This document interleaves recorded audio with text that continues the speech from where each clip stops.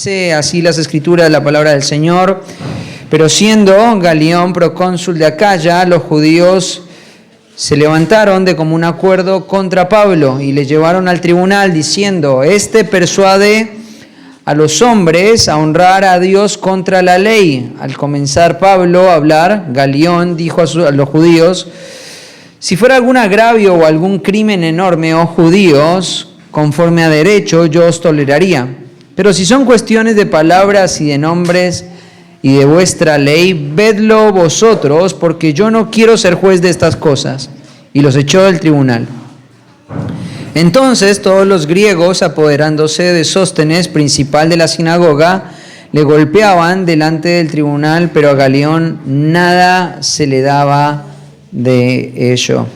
Bueno, en la última predicación, en el capítulo 18, versículo 1 al 11, estuvimos viendo, por un lado, cómo Pablo estaba atravesando una temporada de debilidad espiritual. ¿Te acordás? Fuimos ahí a 1 Corintios 2:3 y Pablo mismo, el testimonio de sus palabras nos muestran de que él estaba pasando por un periodo de desánimo profundo, donde él estaba siendo invadido por el temor y por la sensación de verse a sí mismo incapaz de lograr lo que el Señor quería que él lograse.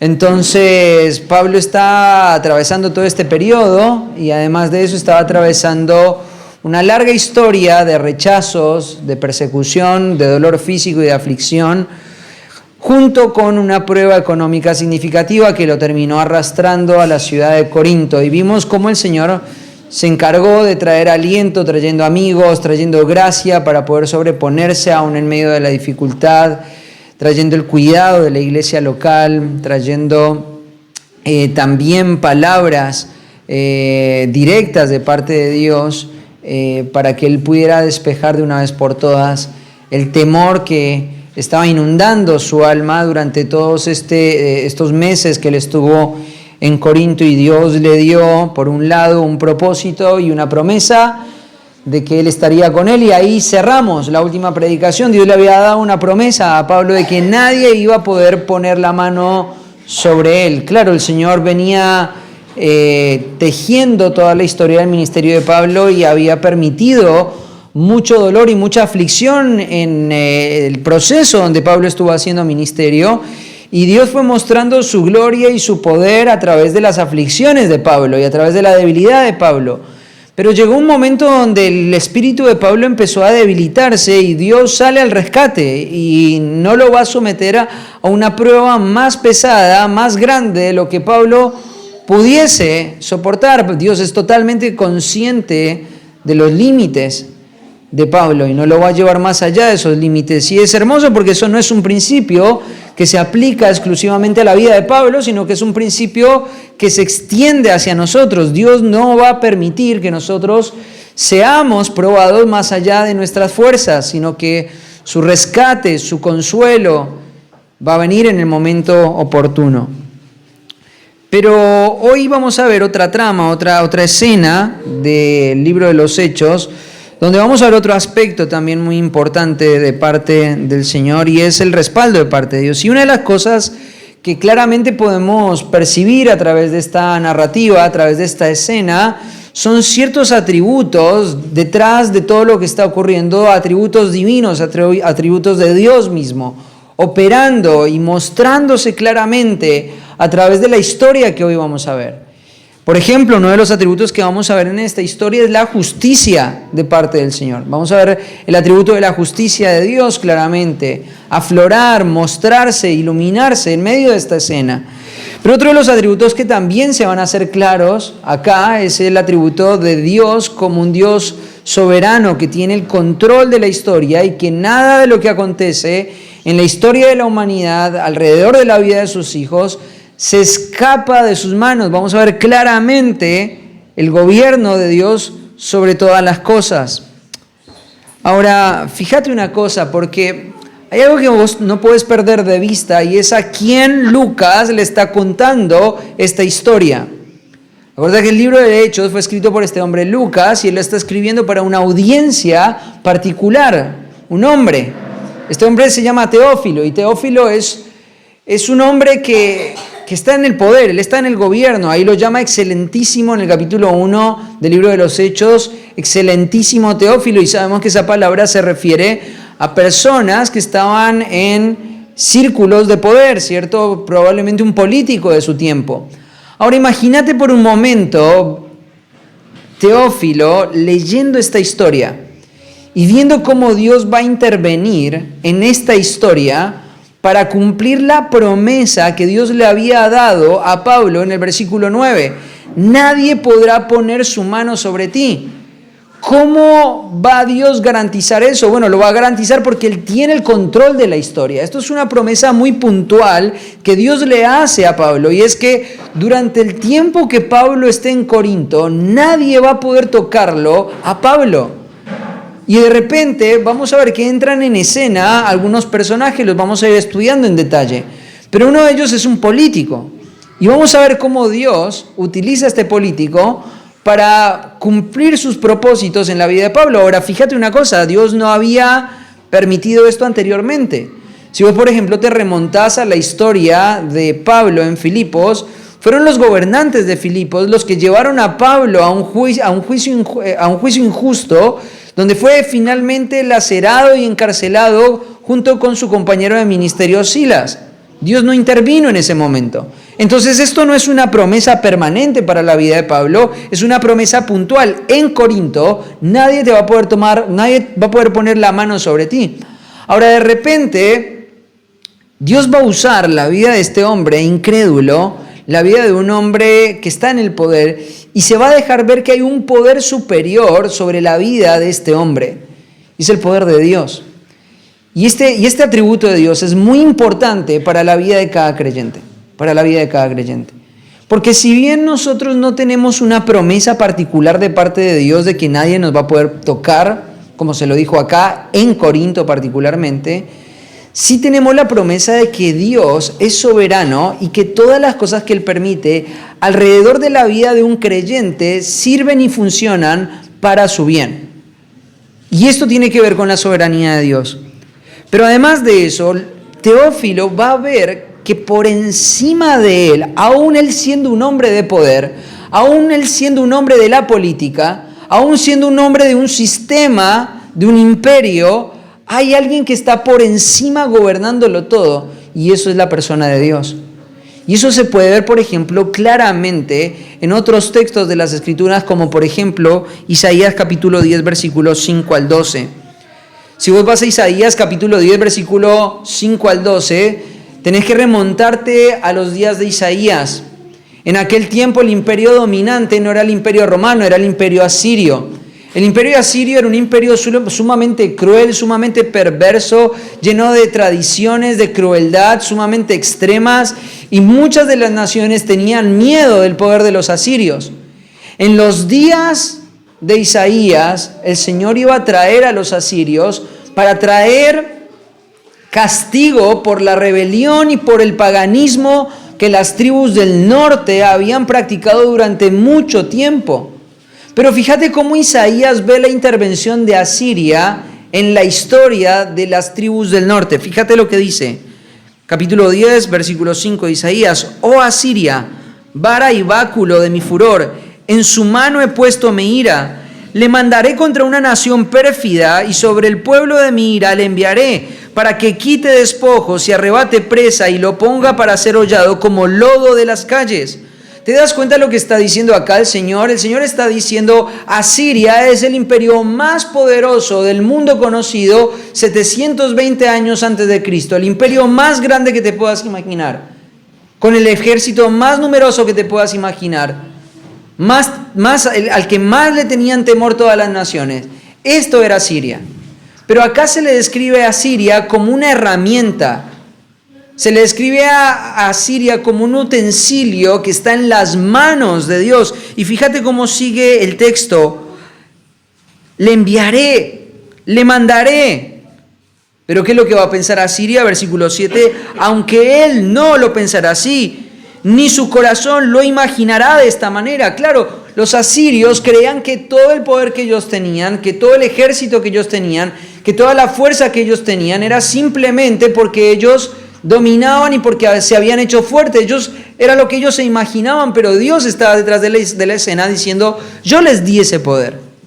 Aunque ellos no lo crean, aunque ellos no se lo imaginen.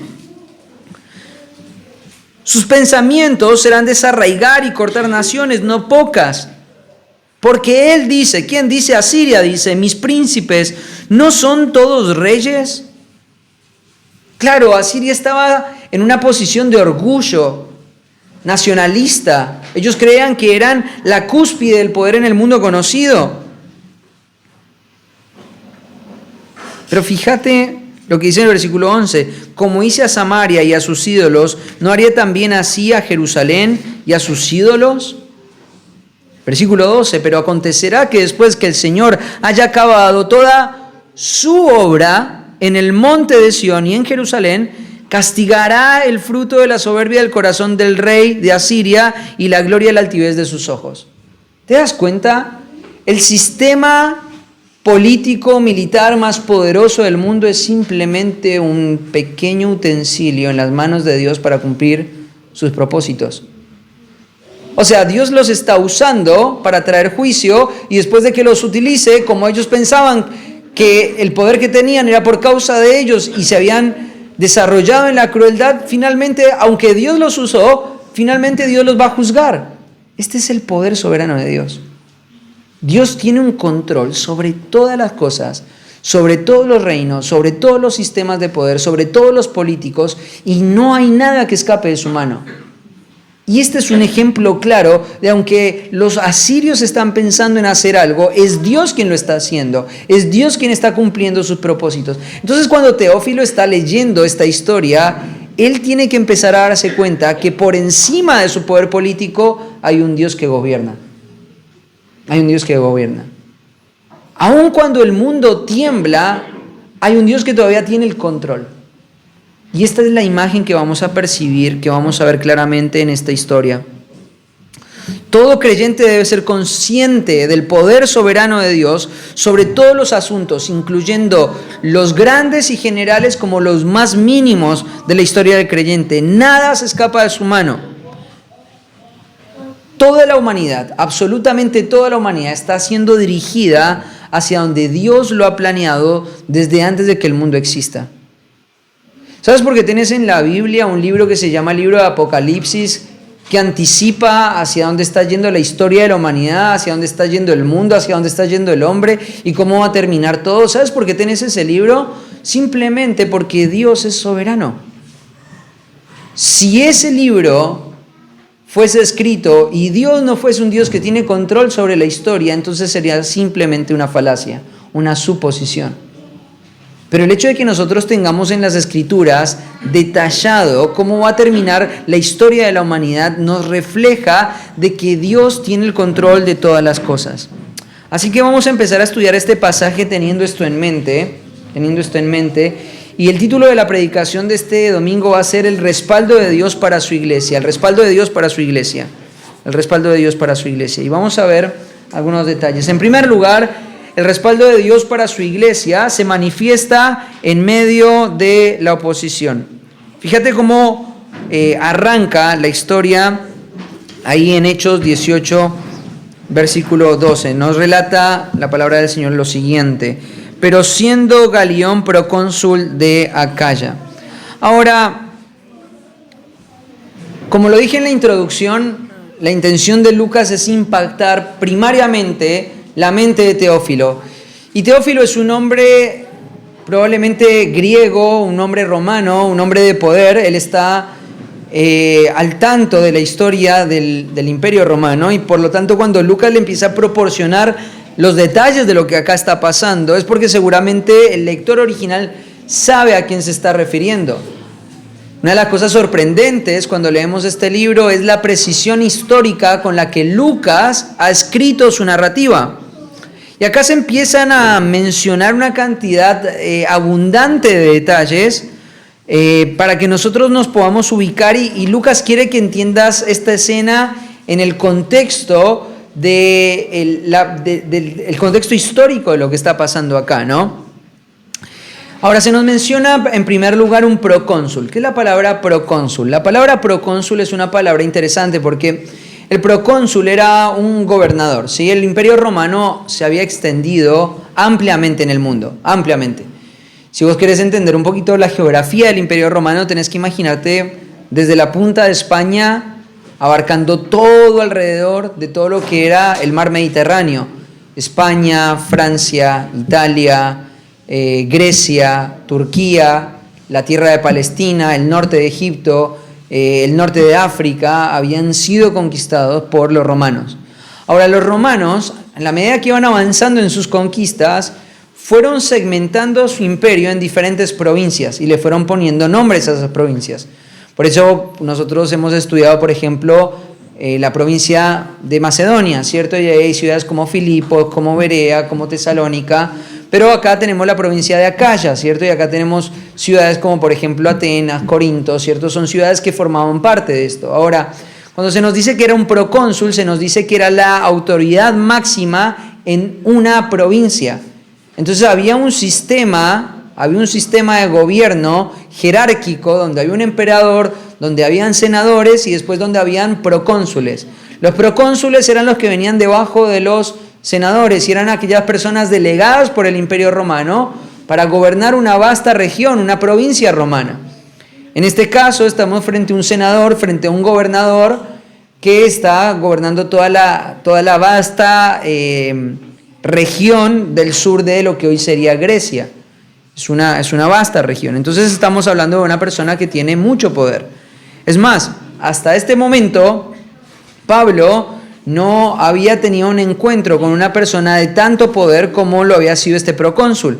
Él había sido juzgado por otras personas en otros momentos, por otros tribunales en otros momentos, pero este es el encuentro con una persona de mayor jerarquía hasta este momento del ministerio. Pablo se va a encontrar con otro tipo de personas, se va a encontrar con otros procónsules también, que son personas de alto cargo, y finalmente se va a encontrar con una apelación al César, que es la persona en jerarquía más alta. Pero hasta este momento, este es el encuentro con una persona de mayor jerarquía en la que Pablo se va a encontrar siendo juzgado. Entonces esto es una cuestión seria, ¿sí? Ahora, ¿quién es este Galión? Bueno, en realidad su nombre completo es Lucio Junio Galión Aneano, ¿cierto? Este era un nombre español y esto es un dato llamativo. Él nació en Córdoba, este era un cordobés. Era cordobés Galión y había nacido en la región de España y había sido trasladado probablemente a Roma y vivido un periodo largo extenso en la ciudad de Roma. Durante los días que Galión fue procónsul en la provincia de Acaya, el emperador de aquel tiempo era un hombre que se llamaba Claudio, y se cree que Galión era íntimo amigo de Claudio, el emperador romano. Es más, en un libro que escribió Seneca, el padre de Galión, que se llama Cuestiones Naturales, se le elogiaba a Galión como un hombre universalmente amado. Era un amigo íntimo del emperador romano Claudio y se le menciona como un amigo cercano al poder. Ahora, claramente cuando Lucas lo está poniendo acá, es porque Teófilo, su audiencia original, sabía de quién se estaba refiriendo. Ahora, una de las cosas que el Señor claramente va a entender en medio de esta situación es que para Pablo prácticamente hubiese sido imposible llevar adelante el ministerio si tenía toda la oposición de los judíos, pero además de esto tenía toda la oposición de este hombre, porque este hombre tenía un peso político significativo. Y Dios lo sabía. Dios lo sabía. Otra de las cosas que también tenemos que tener en cuenta es la cronología del texto. Para el momento donde Pablo está llegando a Corinto, el momento donde se cree que Pablo está llegando a Corinto, era el momento donde Galión recién estaba empezando a ejercer esta posición de procónsul. Entonces, una de las cosas que vamos a ver es que este es un hombre, en ciertos términos, novato para poder guiar o para poder llevar adelante la función política que se le había delegado, ¿sí? Como todo procónsul o como todo gobernador político romano, una de las cosas que se hacían o que debería procurar una persona que estaba siendo dejada en una posición de poder era que ellos tenían que velar por la paz social. Cada elemento que irrumpiera en la paz social de los lugares donde Roma había conquistado era algo que Roma veía con muy malos ojos. Ellos habían conquistado, ellos habían organizado, habían esquematizado todo su sistema de poder con la intención de que en ese esquema de poder cada una de estas regiones vivieran en paz. Y esto era algo que los romanos querían a toda costa. Por esa razón, en el año 70, a causa de las rebeliones en Jerusalén, los romanos destruyeron por completo el templo, porque ellos aborrecían las turbas sociales. Y los judíos eran bastante conflictivos en los tiempos bíblicos, en los tiempos del Nuevo Testamento. Ellos eran bastante conflictivos, tenían guerrillas, les costaba someterse a las autoridades civiles. Entonces no eran vistos con buenos ojos. Y entonces ahí entra Galión. Y Galión entra y dentro de muy poquito tiempo, entrando al poder, se encuentra en esta escena, ¿no? Ahora, fíjate una cosa, porque algo que va a pasar interesantemente acá es cómo el Señor va a dominar el corazón, va a dominar la mente de Galión para que él cumpla los propósitos que Dios había trazado. Ahora, fíjate una cosa, porque el respaldo de Dios se va a mostrar en un entorno de hostilidad. Mira lo que dice el versículo 12. Se levantaron en común acuerdo, ¿no? Ahí la palabra griega para levantarse es planearon un ataque con la misma mente. ¿Qué es lo que está pasando? Bueno, no pierdas de vista lo que pasó en la escena anterior, ¿no? Había un hombre llamado Justo, probablemente él era el hombre que había donado el terreno o la tierra para que se hiciera la sinagoga. Y justo junto a la sinagoga estaba la casa de este hombre justo y de repente tenés que recrear esa imagen, ¿no? Pablo siguió haciendo ministerio, Justo le abre las puertas de su casa, se convierte el principal de la sinagoga, Justo se convierte también y empiezan a venir personas y personas empiezan a ser alcanzadas por el ministerio de Pablo y para este momento ya la sinagoga tiene un nuevo líder y este nuevo líder ahora se va a levantar y se va a poner en común acuerdo con todos los judíos varones de su sinagoga para poder frenar este fenómeno que Pablo está generando. Pablo está consiguiendo seguidores, tanto judíos como griegos, tenemos que pararlo de alguna forma. Claro, esto es lo que estaba pasando. Lo que estaba pasando era lo que venía pasando en todas las ciudades donde Pablo estaba predicando. Pablo estaba proclamando la verdad y estas personas estaban despertando celos y rivalidad en contra de Pablo. En contra de Pablo, a todo lugar, ¿no? Todo lugar a donde Pablo iba.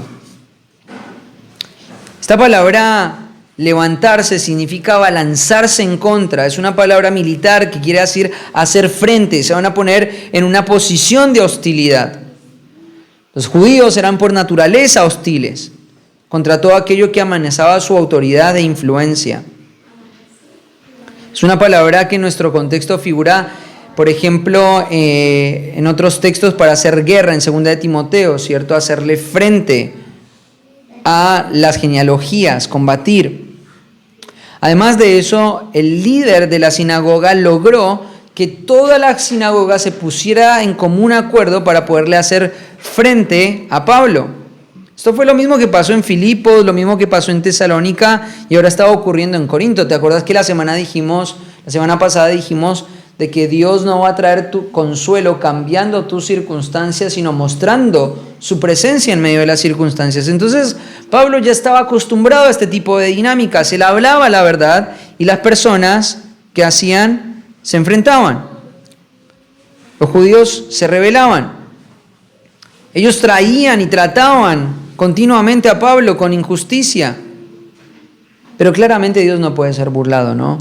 Su justicia siempre triunfa en medio de todo esto. Mira lo que dice Romanos capítulo 13, versículo 18 al 21. Si es posible, en cuanto dependa de vosotros, estad en paz con todos los hombres. No os venguéis vosotros mismos, amados míos, sino dejad lugar a la ira de Dios, porque está escrito, mía es la venganza, yo pagaré, dice el Señor. Así que si tu enemigo tuviere hambre, dale de comer. Si tuviera sed, dale de beber, pues haciendo esto, ascuas de fuego amontonarás sobre su cabeza. no seas vencido de lo malo, sino vence con el bien el mal.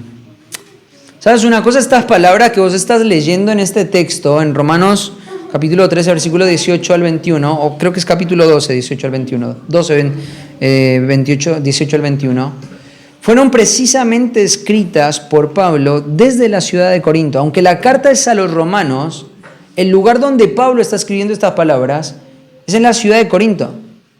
No hubo un lugar donde Pablo hubiese presenciado con mayor claridad la justicia de Dios que en la ciudad de Corinto. En otras ciudades Dios había permitido de que Pablo atravesara grandes cantidades de aflicción. Dios lo había permitido, pero en este lugar Dios va a mostrar su justicia. Y se va a revelar delante de los ojos de Pablo y va a mostrar cómo todo ese sufrimiento previo que él había atravesado anteriormente no iba a ser en vano. Sea en esta vida o en la eternidad, el Señor va a retribuir justamente.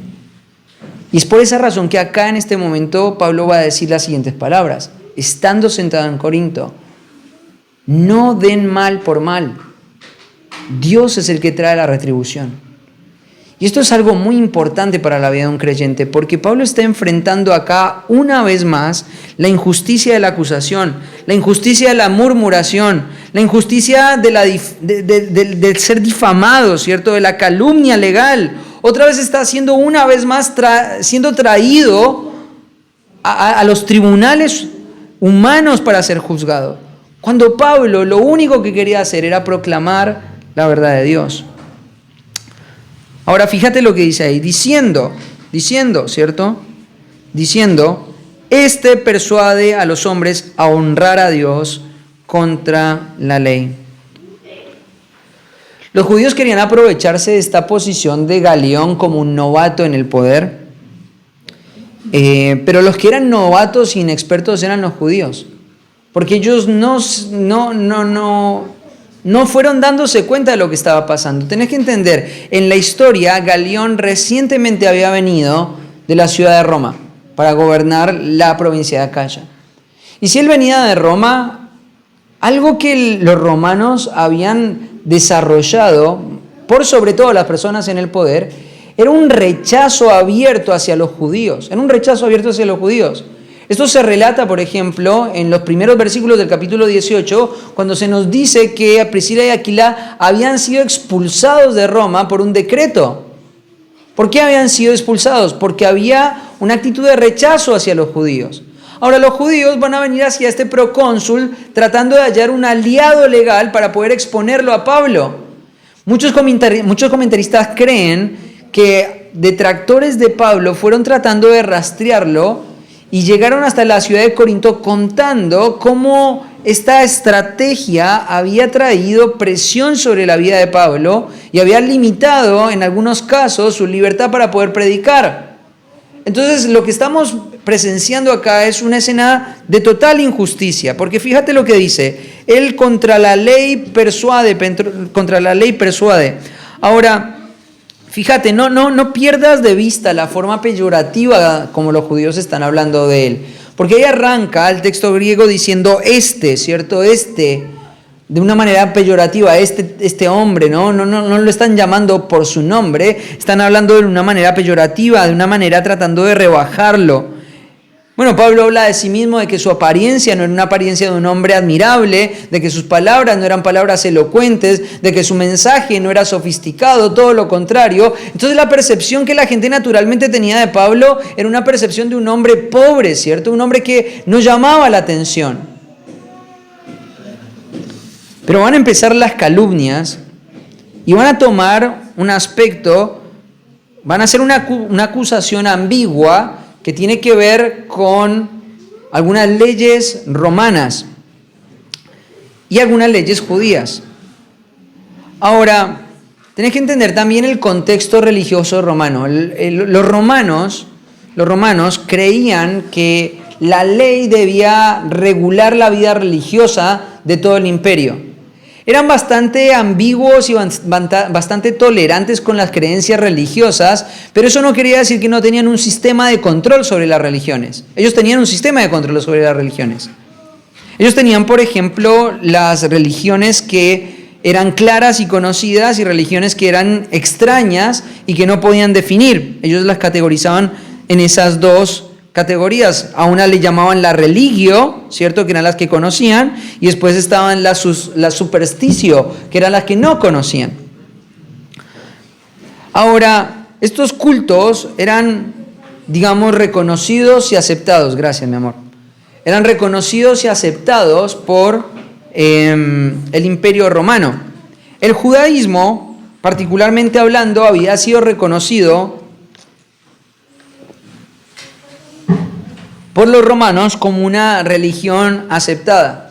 Entonces lo que está pasando acá es un asunto interesante y es un asunto legal. Los judíos lo toman a Pablo, lo llevan al tribunal y quieren que Pablo y lo que él está promoviendo, lo que él está promulgando, se distinga del judaísmo para que se le ponga como una religión distinta, diferenciada y por lo tanto no regulada por el sistema legal romano.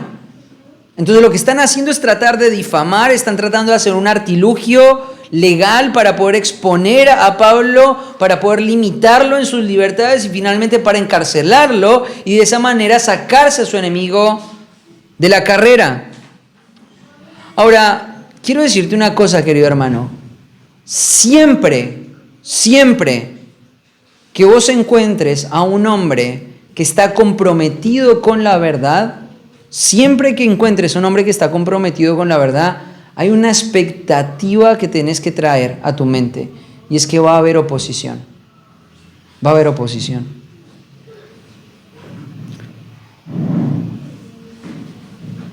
Vos no solamente deberías saber esto, deberíamos esperarlo. Si nuestro compromiso es con la verdad, debemos esperar este tipo de calumnias en nuestro ministerio.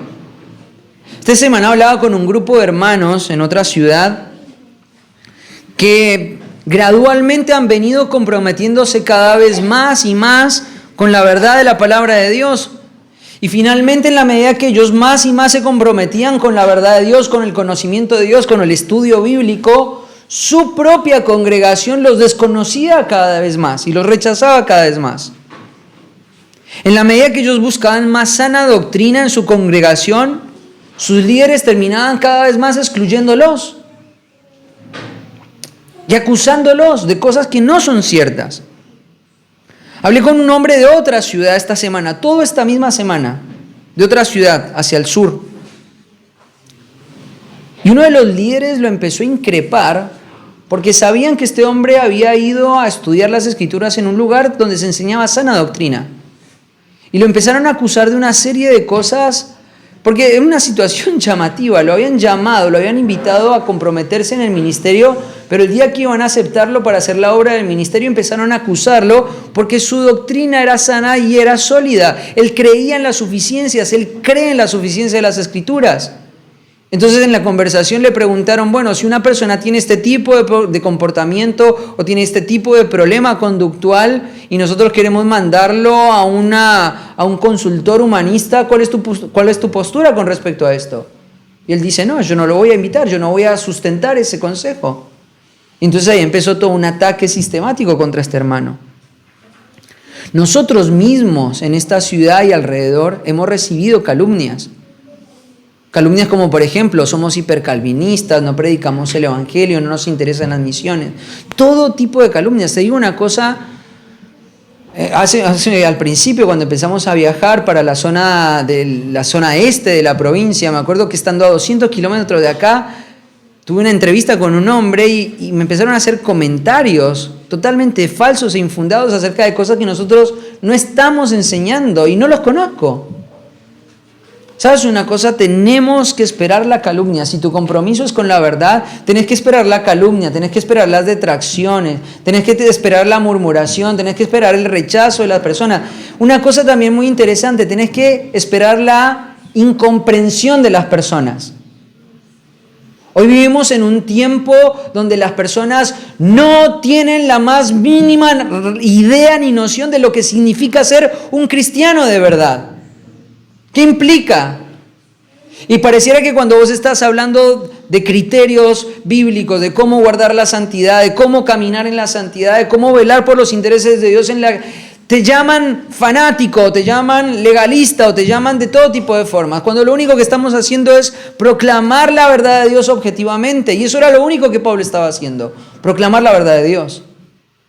Desde el fundamento de las Escrituras, Pablo estaba demostrando una y otra vez que su sistema de creencias era legítimo, que su sistema de creencias era el único verdadero y por lo tanto debían arrepentirse.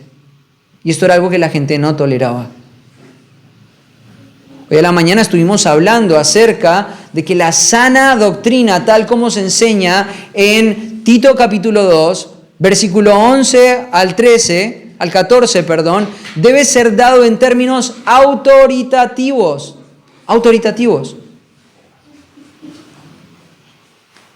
No podemos perder de vista de que el Señor nos ha llamado a proclamar un mensaje y que en la medida que nosotros proclamemos ese mensaje va a traer enemigos, va a traer calumnia, va a traer oposición. Ahora, fíjate una cosa, porque hay una expresión ahí en el versículo 13, ¿cierto? Persuade a los hombres a adorar a Dios. Persuade a los hombres a adorar a Dios. ¿Qué es lo que estaban diciendo? Pablo está persuadiendo a las personas a que adoren a Dios por medio de un camino ilegítimo, de un camino falso. El hombre que representaba la verdad estaba siendo acusado de empujar y de generar una influencia negativa hacia la adoración a Dios. Esto es lo que ellos estaban diciendo. Entonces, ¿dónde va a aflorar el respaldo de Dios hacia su iglesia? En medio de la oposición. La oposición no debería ser algo que nos preocupe. La incomprensión no debería ser algo que nos preocupe. Todo lo contrario, Pablo en Filipenses capítulo 1 habla de que cuando nosotros nos mantenemos en la verdad y recibimos la oposición, dice que eso es olor fragante de salvación.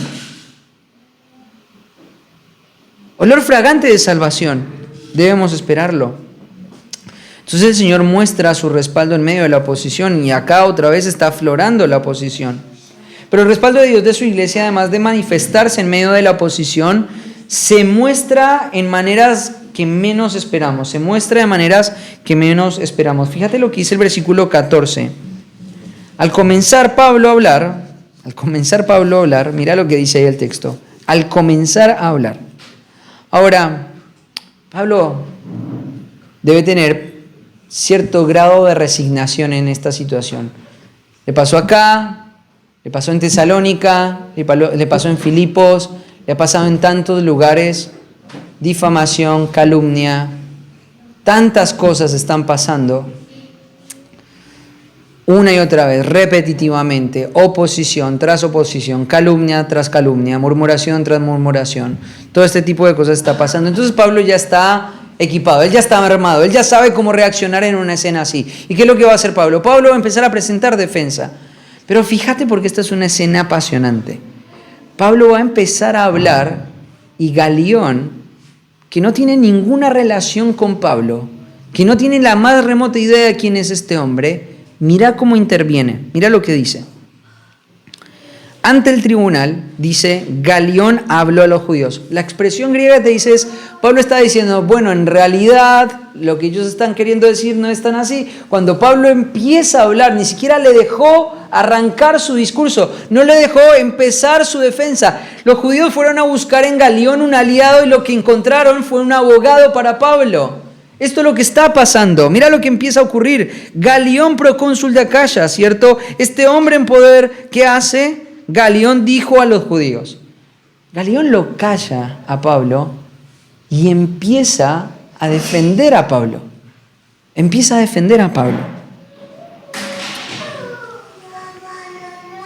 Mira lo que está diciendo acá. Ciertamente, si algún mal crimen perverso, oh judíos, según la palabra lo soportaría de ustedes.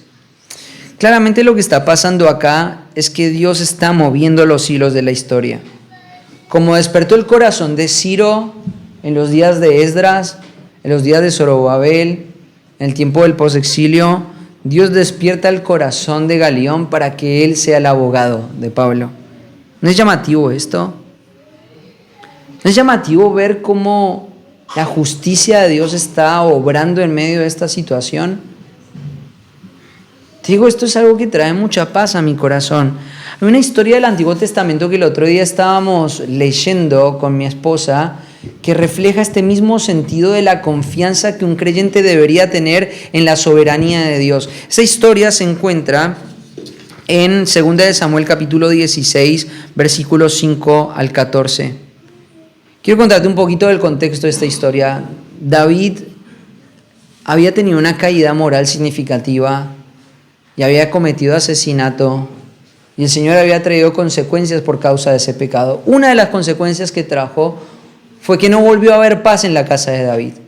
No volvió a haber paz en la casa de David. Sus hijos empezaron a cometer pecados atroces, pero una de las tristezas más grandes que David tuvo que enfrentar fue que uno de sus hijos se rebeló, Absalón.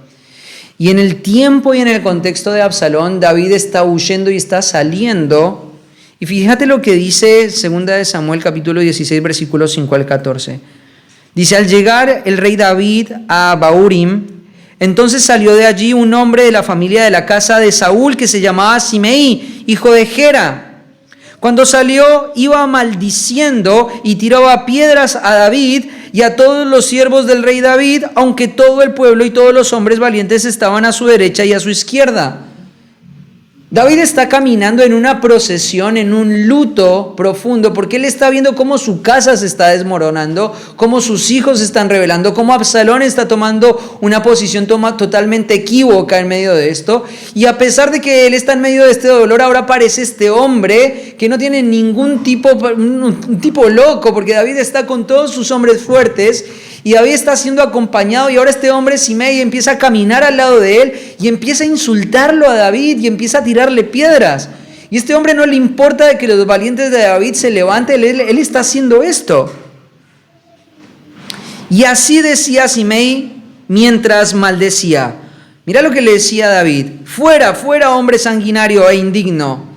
El Señor ha hecho volver sobre ti toda la sangre derramada de la casa de Saúl, en cuyo lugar has reinado. Claro, este es un descendiente de Saúl, él conoce la historia, él sabe una versión de la historia, él está difamando. David fue un hombre que durante todo el tiempo que Saúl vivió fue un hombre íntegro. Nunca trató de tomar el lugar de Saúl por sus propios medios, nunca. ¿Te das cuenta? Acá hay difamación. Acá hay injuria, acá hay mentiras, hay acusaciones. El Señor ha hecho volver sobre ti toda la sangre derramada de la casa de Saúl, en cuyo lugar has reinado. El Señor ha entregado el reino en mano de tu hijo Absalón. Aquí estás prendido en tu propia maldad porque eres un hombre sanguinario. ¿Te das cuenta? Si habían pecados en la vida de David, habían acusaciones en la vida de David, pero si hay algo de lo que no se podía acusar a David era de falta de integridad a la hora de enfrentarlo a Saúl. David fue un hombre íntegro todo ese periodo de tiempo frente a esa gran tribulación. Mira el versículo 9, dice: entonces Abisaí, hijo de Sarbia, dijo al rey: ¿por qué ha de maldecir este perro muerto a mi señor el rey? Déjame que vaya ahora y le corte la cabeza. No, esta es la perspectiva de un hombre que quiere hacer justicia por su propia mano. Es la perspectiva de un hombre que quiere hacer justicia por su propia mano. Es una persona que no conoce los atributos de Dios. Pero fíjate la respuesta de un hombre que sí conoce los atributos de Dios. Pero el rey dijo, David va a responder: ¿qué tengo yo que ver con ustedes, hijos de Sarbia? Me encanta esta expresión, porque David se va a diferenciar totalmente de ellos. Miren, ¿saben una cosa? Yo conozco quién es mi Dios, yo tengo mi alma anclada en los atributos de Dios, yo sé quién es mi Dios y en quién he creído. ¿Qué tengo que ver yo con ustedes? Mira lo que él dice: si él maldice, y si el Señor le ha dicho maldice a David, ¿quién pues le dirá por qué has hecho esto? ¿Te das cuenta? David se da cuenta de que este hombre injusto está maldiciendo a David, pero que detrás de ese hombre injusto hay un Dios que gobierna. Hay un Dios que no se le ha escapado esa situación de las manos. David tiene una perspectiva tan alta, tan elevada de la soberanía de Dios, que para él la injuria, la acusación, el maltrato no es un problema. Él lo está viendo de parte de Dios. Quizás Dios le dijo, maldice a David. Cuando vos encontrás esas personas que murmuran, cuando vos encontrás esas personas que son hostiles, tenés que aprender a ver que detrás de esas personas está Dios gobernando. Y Dios está cumpliendo propósitos mucho más profundos en tu propio corazón. Y eso es lo que David puede distinguir. Mira lo que dice. ¿Quién pues le dirá, por qué has hecho esto? Entonces David dijo a Abisai y a todos sus siervos, mi hijo que salió de mis entrañas busca mi vida. ¿Cuánto más entonces este benjaminita? Es natural lo que está pasando. ¿Quién soy yo para ser defendido? Déjenlo que siga maldiciendo porque el Señor se lo ha dicho. Quizás el Señor mire mi aflicción y me devuelva bien por su maldición de hoy. Así pues, David y sus hombres siguieron su camino y Simei iba por el lado del monte paralelo a él y mientras iba los maldecía, les tiraba piedras y les arrojaba polvo. Y el rey y todo el pueblo iba con él y llegaron al Jordán fatigados y allí descansaron. ¿Te imaginas esta escena? La gente está cansada, está hastiada de escuchar a este hombre una y otra vez maldiciendo. Y David le va a decir, no le hagan nada. Porque quizás Dios utilice esta situación y vea mi corazón y proporcione una forma de gracia distinta, que es lo que yo estoy necesitando en este momento de aflicción. David no está centrado en la dificultad del momento, está centrado en los atributos de Dios. Y sabes una cosa, la aflicción de este hombre no se fue, este hombre se fue caminando al lado de ellos por mucho tiempo, todo el camino hasta el Jordán. Qué visión clara de la justicia de Dios la de David, ¿no? Qué visión clara, Dios está gobernando. Aún por encima de este impío, Dios gobierna. Dios cumple propósitos aún por encima de estos impíos. Asiria es impía, Dios cumple sus propósitos. Simei es impío, Dios cumple sus propósitos. Absalón es impío, Dios cumple sus propósitos. Los judíos, del capítulo 18, son impíos, son detractores, son murmuradores, son acusadores. Dios cumple sus propósitos. Claramente, esta historia presenta que Dios está al tanto. Dios está informado. Dios está controlando esta escena, pero lo más interesante es Dios está interviniendo. Ahora es interesante porque en la historia de Segunda de Samuel, vos te das cuenta que la calumnia no paró. En la historia de Hechos 18, la calumnia sí paró. Pero es el mismo Dios, ¿te das cuenta? En una escena como en otra, es el mismo Dios. Puede ser que Dios intervenga haciendo justicia y defendiendo tu propia persona, o puede ser que no, como en el caso de Simei, y tengas que caminar al lado de un detractor todo el camino. Pero Dios no ha dejado de ser. Dios no ha dejado de ser. Dios no ha dejado de estar. Dios no ha dejado de controlar. Dios no ha dejado de mostrar su justicia en medio de estas situaciones. Entonces acá Galión va a empezar a hablar. ¿No? Y Pablo va a empezar a ver una escena que él nunca se esperó. Ver a la persona de mayor autoridad en toda esa región ahora defendiéndolo era algo que no esperaba. Mira lo que les va a decir, ¿no? En el versículo 14. Si fuera algún agravio o algún crimen. ¿Sabes? Quizás vos no entendés bien la dimensión de las palabras que se está diciendo acá. Porque, ¿qué es lo que está pasando? Los judíos quieren traerlo a Pablo como un hombre que no está regulado bajo la ley romana.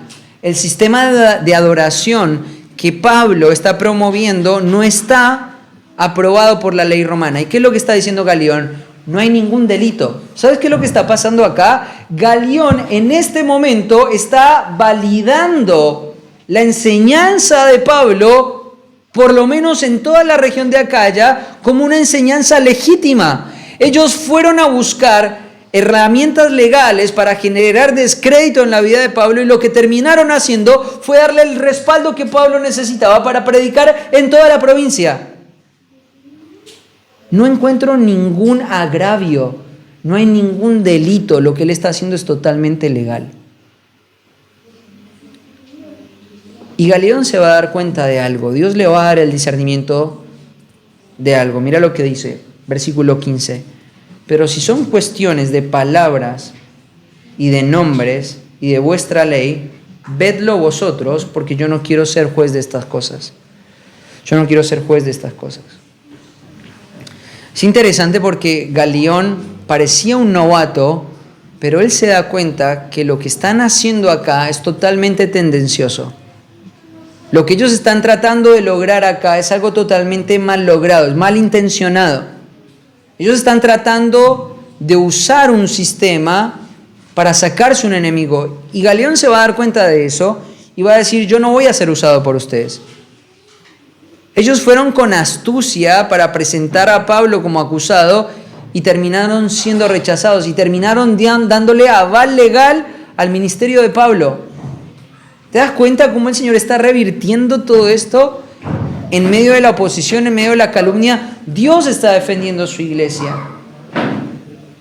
Dios está defendiendo su iglesia. Versículo 16 dice, y los echó del tribunal. Los echó del tribunal. Es interesante la forma en la que Dios trató a los enemigos de Pablo. Primero, los dejó avanzar hasta el tribunal. Los dejó levantar calumnias. Pero después quedaron expuestos como tontos sin criterio. Quedaron sin un punto de apoyo y sin aliados. Y finalmente quedaron humillados, porque la expresión que dice ahí el versículo 16, y los echó del tribunal, la palabra echar es una palabra, los empujó. O sea, lo que pasó fue lo siguiente, habían soldados romanos que escucharon a los judíos y ahora el procónsul va a decirle a estos romanos, sáquenlos. Los van a echar como perros, humillados. Dios los va a humillar. Dios los va a humillar. Entonces Dios actúa defendiendo a su iglesia en formas que vos nunca te esperabas. Pablo seguramente estaba pensando, bueno, llegó mi hora de defenderme, llegó mi hora de hablar, llegó la hora de tratar de mostrar de que soy justo en medio de esta situación. Y Dios le va a decir, no, déjame que yo te defiendo mejor. Y eso es lo que va a hacer el Señor en medio de esta situación. Yo te voy a defender mejor. Y finalmente hace eso, lo defiende mejor a Pablo. Lo defiende mejor. Entonces, el respaldo de Dios para su iglesia se manifiesta en medio de la oposición. La oposición es algo que debemos esperar, pero se muestra en maneras que menos esperamos, En último lugar, se moviliza en contra de los que se oponen. Se moviliza en contra de los que se oponen. Mira lo que dice el versículo 17, porque es interesante. Entonces, todos los griegos, apoderándose de Sóstenes, principal de la sinagoga. ¿Qué es lo que está pasando acá? Acuérdate que Justo era el principal de la sinagoga, ¿te acordás? Justo era el principal de la sinagoga.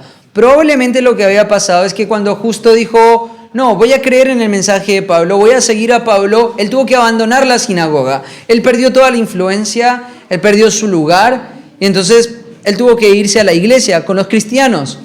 Pero la sinagoga seguía adelante, y entonces a quien buscaron a un hombre de mayor influencia, al hombre que estaba más tiempo en la sinagoga, y seguramente el hombre que se convierte es Sóstenes. Sóstenes es el hombre que ahora se va a convertir. La palabra Sóstenes tiene que ver con, el nombre Sóstenes viene del vocablo griego soso, que es la palabra para salvar, ¿cierto? Y es una palabra compuesta que es salvado por fuerza. Muchos creen que el nombre Sóstenes se le dio a este principal de la sinagoga porque era un hombre que se esforzaba en cumplir la ley y ganar el favor de Dios por medio del esfuerzo en la ley. Eso es lo que muchos creen. Ahora, es interesante porque este es el que está organizando toda la revuelta, toda la oposición, todas las difamaciones. Si bien anteriormente se nos dice que todos los hombres de la sinagoga tenían un mismo parecer, tenían una misma mente, el que estaba dirigiendo este ataque había sido Sóstenes. Sóstenes era la imagen principal de la acusación. Entonces seguramente lo que hicieron los soldados fueron empezar a echar a los judíos rápidamente, y seguramente Sóstenes fue dejado ahí, o él quizás se tardó. Y fíjate lo que empezaron a hacer con Sóstenes, ¿cierto? En el versículo 17, le golpeaban delante del tribunal. El acusador ahora está siendo golpeado. El acusador está siendo golpeado. El acusador está siendo humillado. El que vino a murmurar ahora está siendo expuesto como mentiroso. Y ahora lo están golpeando, lo están humillando. ¿Te imaginas esta escena del respaldo de Dios? Le golpeaban. Es interesante porque Pablo hizo un ministerio bastante extenso en la provincia de Acaya. Si vos, por ejemplo, lees en 2 Corintios 1:1 y 10:11, versículo 10 y 11, y 1 de Tesalonicenses, capítulo 1, versículo 7, 8, te vas a dar cuenta de que las iglesias que habían en Acaya no se limitaron a Atenas y a Corinto, se extendieron a toda la provincia. O sea, Pablo recibió de parte de Dios el respaldo para que su iglesia avance, teniendo un aval político que se lo dieron sus propios detractores, llevándolo a él al tribunal. Y ahora el principal detractor de Pablo está siendo golpeado en un tribunal. Pero hay algo que a mí me conmueve en toda esta historia. Y es 1 Corintios capítulo 1. Acompáñame a 1 Corintios capítulo 1, versículo 1. Quiero que leas estas palabras y quiero que se conmueva tu corazón. Pablo, llamado a ser apóstol de Jesucristo por la voluntad de Dios, y el hermano, ¿sabes quién es? Sóstenes. ¿No te llama la atención eso? El hombre que estaba acusando, el hombre que había dirigido la sublevación en contra de Pablo, el hombre que había caminado en contra de Pablo, que lo había traído violentamente al tribunal, el hombre que lo había expuesto como un falso enseñador, como alguien ilegítimo, el hombre que estaba buscando el mal de Pablo, ahora es descrito acá como un hermano. ¿Qué pasó? Déjame hacer un poquito de especulación con lo que pasó. Pablo está en el tribunal siendo defendido por Galión y ahora su detractor está siendo golpeado ahí. ¿Qué hizo Pablo para ganar a Sóstenes? ¿Por qué lo pone acá, adelante de la carta? ¿Por qué lo pone al principio? Porque vos tenés que recordar que lo que Pablo suele poner ahí en los títulos de su carta son referentes espirituales. ¿Qué fue lo que pasó con Sóstenes?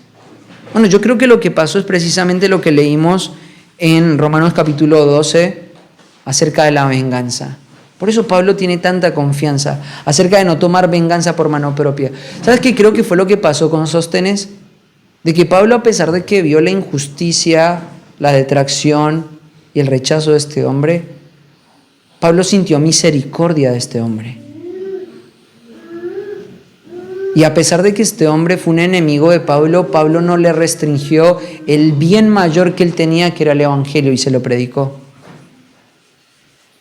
Y ahora Pablo lo puede poner en su carta como un hermano en la fe.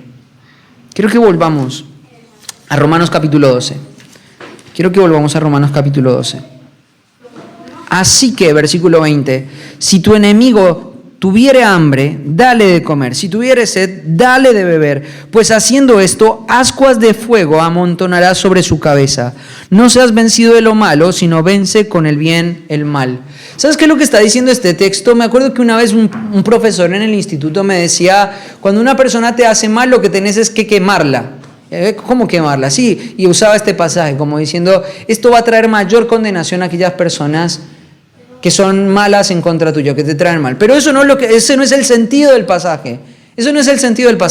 Estas ascuas de fuego eran un mecanismo romano que se ponía era un sistema donde se le ponían carbones calientes a un acusado legal que no quería reconocer que había robado, que había cometido algún crimen, y se le empezaban a poner carbones con una chapa en la cabeza que le empezaba a quemar lentamente la cabeza para que finalmente él confesara la verdad.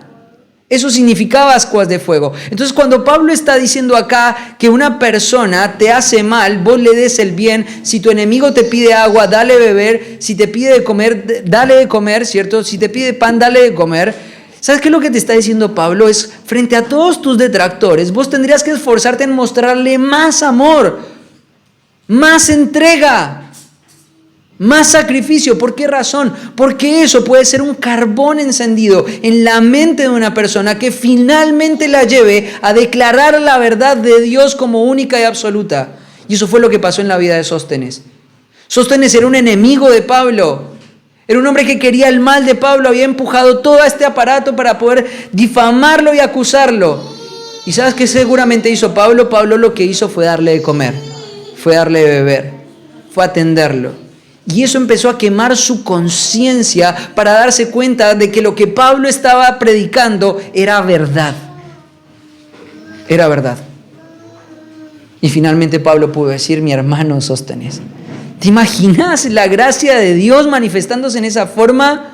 Donde de tus enemigos en el trabajo, en la universidad, los que se ríen de vos, en tu familia, que te rechazan por ser creyente, vos estás constantemente dándoles amor y amor y amor y entrega y entrega y entrega, hasta que eso se convierta en un carbón tan fuerte en la mente de ellos que digan, quiero tu Dios, quiero tu Dios. Este tipo de dinámica solamente la puede vivir una persona que está totalmente persuadida de la soberanía de Dios, está totalmente persuadida de la justicia de Dios, que le es claro quién es Dios. Dale de beber, dale agua, amá, serví, entregate. A los que reciben tu influencia, a los que caminan detrás tuyo, no, a los que son contrarios a ti. En esto Dios se glorifica. Y ahora en 1 Corintios capítulo 1, versículo 1, poder decir, Sóstenes, mi hermano. La misma escena que vimos en Filipos. El carcelero que los había azotado ahora les está curando las llagas.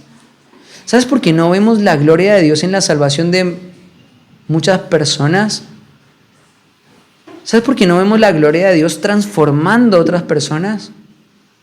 Porque nos amamos tanto a nosotros mismos que las ofensas que nos hacen las sobredimensionamos tanto y las vemos tan grandes que no somos capaces de vivir este tipo de dinámica y perder por completo la capacidad de ver la manifestación de la gloria de Dios en nuestra experiencia diaria. ¿Sabes por qué Pablo veía estas cosas?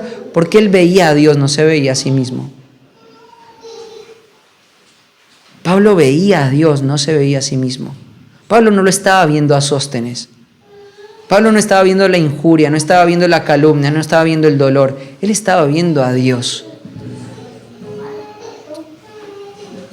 Algunas implicaciones para cerrar la predicación de hoy, ¿no?